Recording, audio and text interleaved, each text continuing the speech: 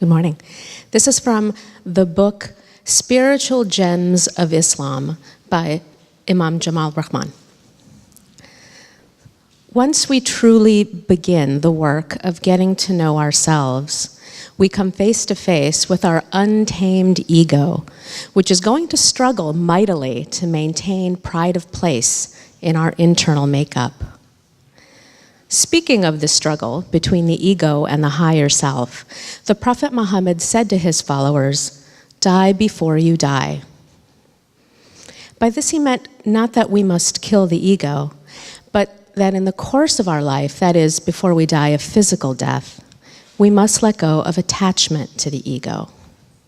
This is not to condemn the ego, for it is an integral and divinely created part of our being that enables us to function in the world. Indeed, we cannot kill or abolish our God-given ego, but we can and must work to transform it so that it collaborates and aligns with our higher self.